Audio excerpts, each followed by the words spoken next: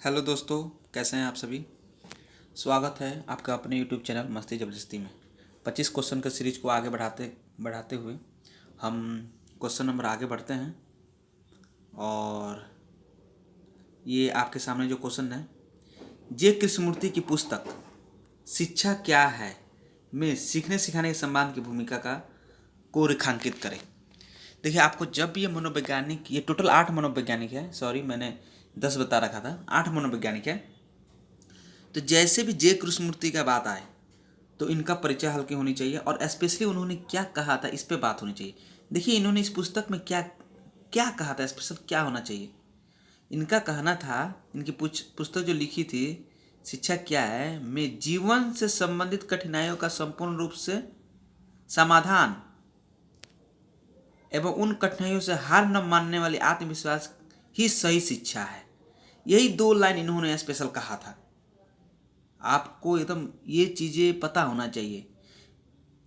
जीवन में संबंधित कठिनाइयों का संपूर्ण रूप से समाधान एवं उन कठिनाइयों से हार न मानने वाली आत्मशक्ति ही सच्ची शिक्षा है, ये इन्होंने कहा था। अब उसके बाद से जब ये चीज़ें हो जाती हैं, उसके बाद से जो चीज़ ऊपर था सेम वही है। इनका एक चीज़ और कहना था, ये आप देखिए पॉइंट, इनका एक चीज़ और कहना था। इनके अनुसार वर्क पास कर जाना ही कोई एग्जाम पास कर जाना ही शिक्षा का सही मतलब नहीं होता है। जीवन में जो भी कठिनाई होता है उससे निजात पाना ही सही शिक्षा है। और बाकी 2 आपको बता ही रखा है, ऊपर जितना भी है सारा चीज़ इसमें होता है कि नहीं। कैसे? कला के द्वारा, देखिए कला के द्वारा, संगीत के द्वारा, नृत्य के द्वारा, विज्ञान के द्वारा, तकनीक के द्वारा, कविता के द्वारा, लिखा है कि नहीं। ये सब चीज़ें ये सब में होंगे। इनके अनुसार शिक्षा की पाठचर्या, जे कृष्णमूर्ति के अनुसार पाठचर्या ऐसी होनी चाहिए जो संपूर्ण मानव का विकास कर सके। इसके लिए उन्होंने पाठचर्या में ये शामिल करने की चीज़ें होनी चाहिए। कला, संगीत, व्यवसाय, विज्ञान, तकनीक, परिश्रम, कविता का स्थान होना चाहिए, है कि नहीं। और इन्होंने विद्यालय के बारे में बताया था कि आखिर विद्यालय कैसा होना चाहिए। तो देखिए, इन्होंने विद्यालय के बारे में बताया था, विद्यालय का वातावरण शांत होना चाहिए, एक वर्ग में छात्र छात्राएं ज़्यादा न हो इसका ध्यान रखना चाहिए, भय मुक्त पर्यावरण होना चाहिए, छात्र शिक्षकों में गहरा संबंध स्थापित होना चाहिए, सभी विद्यार्थियों को स्वतंत्र अवसर प्राप्त होना चाहिए, वर्ग का साफ सुथरा होना चाहिए। सारा चीज़ तो सेम ही है, जो ऊपर इन्होंने और लोगों ने कहा कर रखा था सेम ही है, बस डिफरेंसेस वही है जो थोड़ा सा उनका परिचय में, इनका थोड़ा परिचय देना है। और ये जो मैंने बता रखा था इनका थोड़ा परिचय देना है और लिख देना है, यही याद करने वाला है। बाकी सारा चीज़ सेम टू सेम जो सब में होगा इसमें भी होगा। आइए नेक्स्ट हम लोग बढ़ते हैं आगे। डॉक्टर जाकिर हुसैन, क्वेश्चन है, डॉक्टर जाकिर हुसैन शैक्षिक लेख बाल केंद्रित शिक्षा के महत्व को रेखांकित करें। डॉक्टर जाकिर हुसैन के बारे में ये बताया जा रहा है कि इनका जो लेख था, शैक्षिक लेख लिखा था, एक बाल केंद्रित शिक्षा जो उन्होंने दिया था, इसके बारे में थोड़ा चर्चा करना है। इन्होंने क्या किया था, इन्होंने बस 3 चीज़ पे फोकस किया था। बच्चे का मन, मस्तिष्क एवं इनके अनुसार बच्चे का मस्तिष्क, हृदय और कर्म का विकास कर देने से बच्चे का संपूर्ण विकास हो जाता है।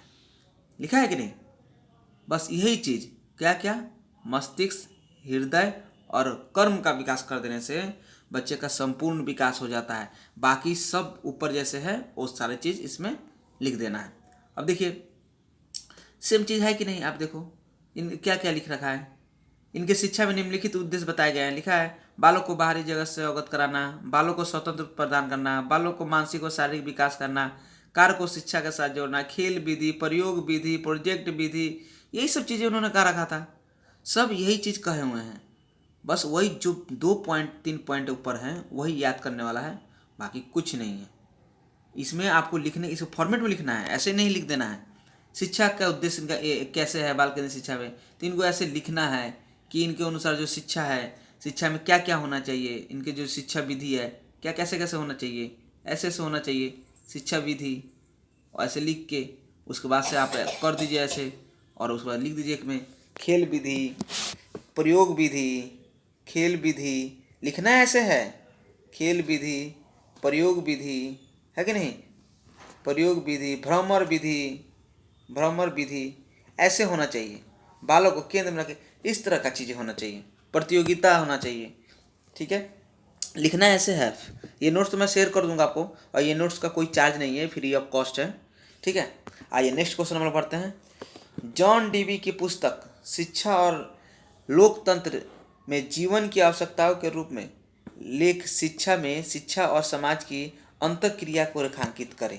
जॉन डीवा को पता ही है जॉन डीवी कितना इंपॉर्टेंट क्वेश्चन है ये तो सोच लो आप 35 क्वेश्चन तो आपको रखना ही होगा F1 में, ताकि आपको पता होना चाहिए कि ये इसी से 35 नंबर का पूछेगा आपको, है कि नहीं। ये 8 क्वेश्चन 35 नंबर का, ये आप याद रखना। 35 नंबर आपको चाहिए तो ये 8 क्वेश्चन आपको बढ़िया से देखना होगा। और इसका ट्रिक ये एक को याद बढ़िया से कीजिए और सब में वही चीज़ लिख दीजिए।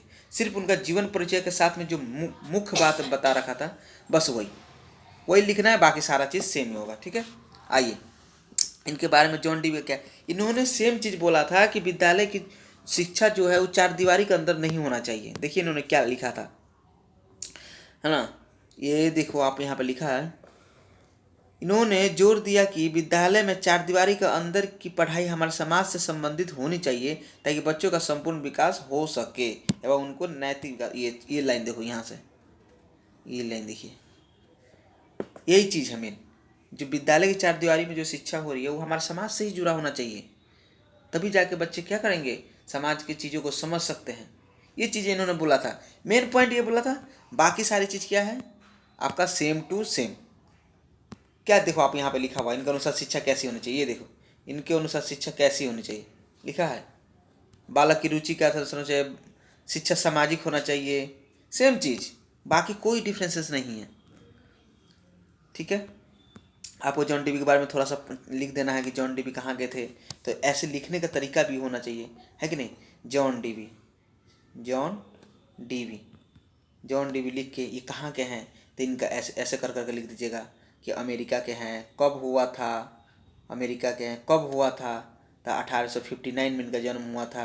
ऐसे कर करके पॉइंट बना बना के लिखिएगा, ताकि एग्जामिनर को लगे, यहाँ पे लाइन मार दीजिएगा ताकि एग्जामिनर को लगे अच्छा ये जॉन डीवी के बारे में डिस्क्राइब किया है, ठीक है। ये 8 टोटल 8 थे और मैंने 8 आपको बता दिया है। और ये जो 10 नंबर में आएंगे तब आपको ऐसे लिखना है। यदि 10 नंबर में पूछ रहा है ना तब आपको इस तरह का लिखना है। यदि टिप्पणी में पूछता है, टिप्पणी में क्या होता है कि 2 चीज़ें पूछ देगा, मतलब कि नहीं 2 का जवाब दीजिए तो 5-5 नंबर का रहता है। यदि जॉन डीवी के बारे में पूछ दे तो इतना चीज़ें लिखने की जरूरत नहीं है। यदि जॉन डीवी के बारे में पूछ दे तो टिप्पणी में इतना ज़्यादा लिखने की जरूरत नहीं है, थोड़ा जीवन परिचय। अब टिप्पणी कैसे लिखना है मैं वो आपको थोड़ा सा बता देता हूँ। टिप्पणी लिखने का एक अलग तरीका है, ठीक है। ये तो डिस्क्राइब करना था 10 नंबर में, अब टिप्पणी लिखने का तरीका मैं बता रहा हूँ, मैं नोट्स में मेंशन भी किया हूँ, आपको बता रहा हूँ, ठीक है। टिप्पणी आखिर लिखना कैसे है ये देखिए, टिप्पणी लिखने का तरीका ये आप देखो, ये है टिप्पणी। गिजुभाई बधिका के बारे में टिप्पणी कैसे लिखना है, तो ऐसे ऐसे पॉइंट बना के लिखना है। देखो ये लिखने का तरीका है टिप्पणी। बाकी वो तो मैं 10-10 नंबर का था। गिजुभाई बधिका का टिप्पणी कैसे, पहले ऐसे लिख देना है, जन्म 15 नवंबर 1885, कहाँ हुआ था, सौराष्ट्र के चित्तलगांव में हुआ था। पूरा नाम क्या था, गिरजा शंकर भगवान जी बधिका। शुरुआती पेशा क्या था, तो वकालत था पर मन नहीं लगा, फिर शिक्षक बन गए।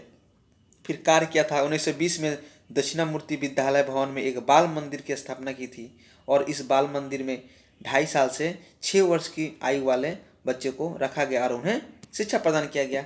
ये हुआ टिप्पणी लिखने का तरीका। ये ऐसे लिखिएगा टिप्पणी, जब गिजुभाई बधिका टिप्पणी लिख दिए तो थोड़ा सा यहाँ पे उनके बारे में लिखिएगा इस टाइप का। टिप्पणी में ज़्यादा कुछ नहीं करना रहता। ये देखिए इस तरह का लिख दीजिएगा। ये जो लग रहा है, नारा क्या दिया था, बाल देवो भव, ये नारा बहुत ही इंपॉर्टेंट है उनका, ठीक है। बाल देवो भव ये दिया था। शिक्षा कैसे देना चाहिए, इनके अनुसार शिक्षा कैसे देना चाहिए, देखिए खेल द्वारा, गाना बजाना, नृत्य करना, रास रचाना, कविता पाठ, कहानी, अभिनय, नाटक, योजना बनाना, लिखना पढ़ना, बगीचा सजाना, क्रियाकलाप, बच्चों को जोड़ना, ये सब चीज़ें इन्होंने बोला था। ये टिप्पणी लिखने का तरीका है।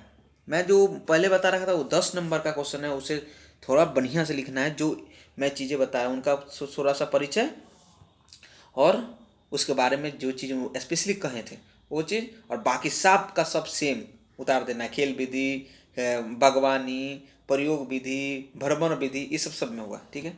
अब देखिए ये देखिए मारिया मॉन्टेसरी, सेम ऐसे ही मारिया मॉन्टेसरी के बारे में पूछे टिप्पणी, ये टिप्पणी में बार बार बता रहा हूँ।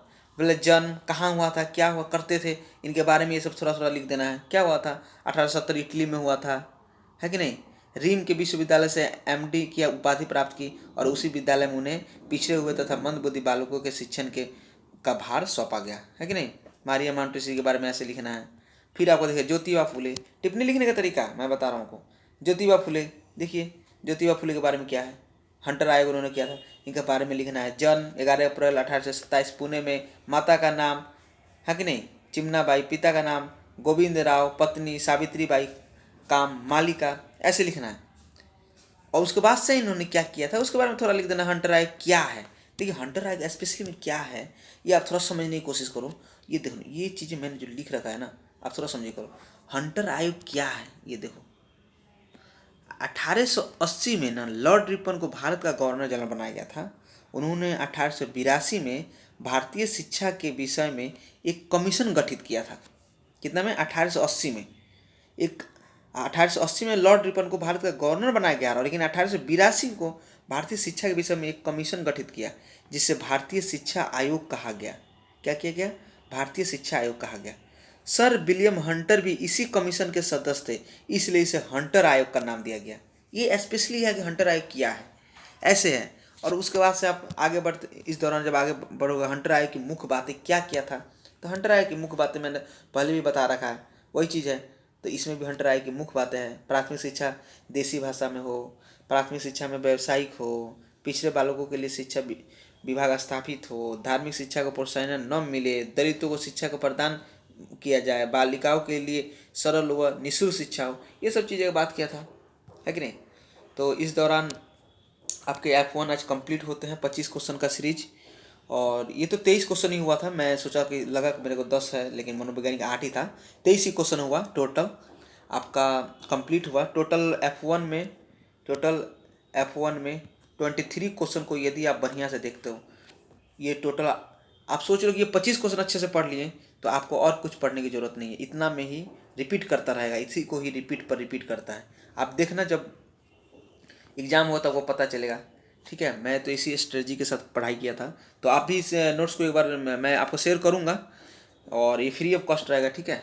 तो आप इसको पढ़िएगा, और मैं फिर कल और परसों हो सके तो 2 दिन गैप करूँगा, और उसके बाद फिर F2 शुरू करूँगा, ताकि आप ये 2 दिन के अंदर ये सारी चीज़ें थोड़ा थोड़ा आप नोट कर लें और आपको पता चले, ठीक है दोस्तों।